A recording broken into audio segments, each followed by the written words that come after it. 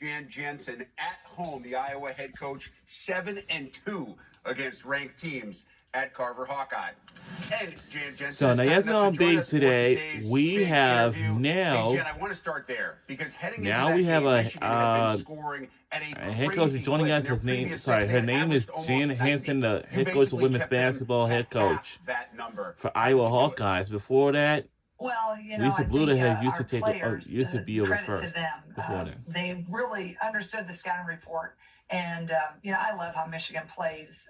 Kim Barnes Orico and her staff, so much respect, and she's a friendly colleague. And watching them, you know, they just run so fast in transition, and they love to go. If they can score within 5-7 seconds, she's going to let them, and they got amazing scorers.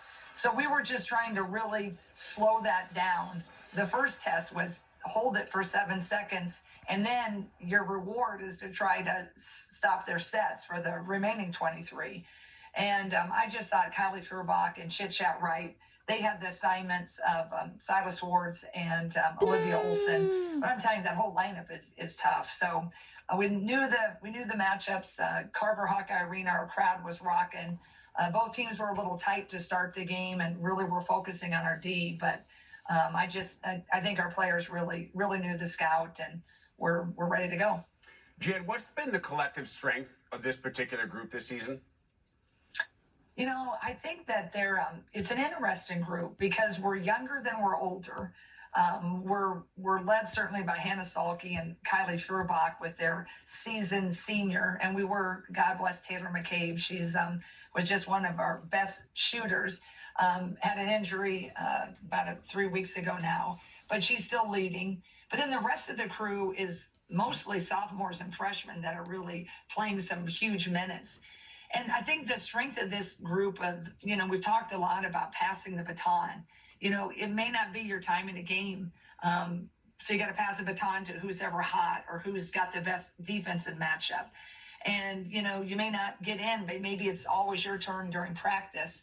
But they've really been pretty selfless, and they've been just really eager. And they show up every day, and they're willing to just do whatever it takes, and allowing whomever's turn it is to do whatever it takes. And, that's a pretty fun way to play. And it's a really fun group to coach when they're operating like that. And obviously you're able to do that because you're so deep. One of the very few teams in the country that have 10 players averaging double-digit minutes. On your part, how intentional is that, and how big of a benefit can that be, especially at this time of the year? Yeah, I think it will shorten a little bit this time of year because now you're getting into the nitty-gritty. There's not as many teams that maybe you can get as many minutes for some of your younger kids or resting. Sometimes you just have to make sure that you got to figure it out with those 5 that have started. But I think that's really been key. Those minutes can keep us hopefully a little fresher now.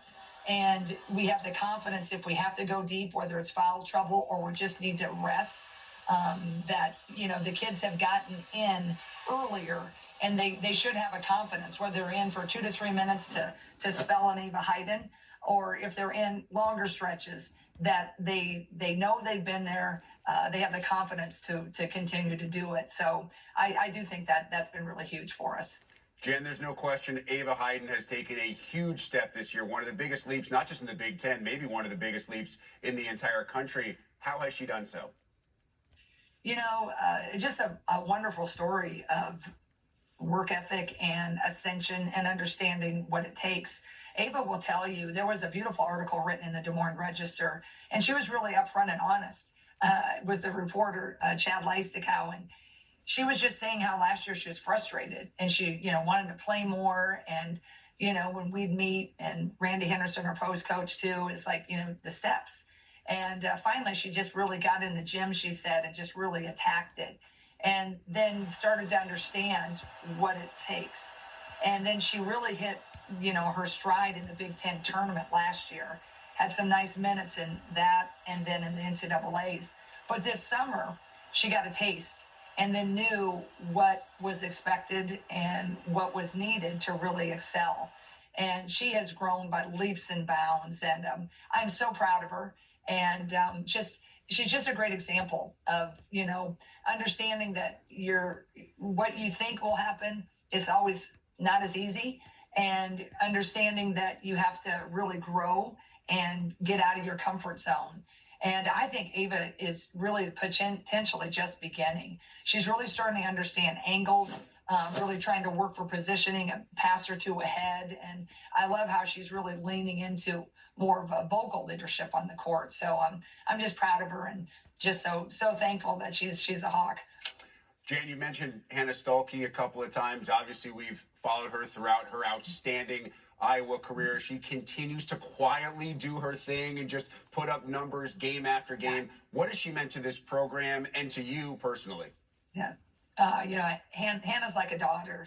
She came to our camps when she was little, homegrown hero, 20 minutes away. And ironically, her mother played at Illinois State. When Lisa Bluter, Jenny Fitzgerald, and myself were at Drake, we recruited her mom a little bit. And when her mom walked into a camp one time with Hannah, it was then I put it all together, and I was like, Joanna Stuelke. And then it was just kind of fun, right? Because, you do this long enough, you start to run into things like that. But Hannah's just, plays with a joy, that smile she plays with, but also with that edge and that and one, that leadership, that intensity. And it is funny because sometimes her numbers aren't as gaudy, right? Occasionally they can be.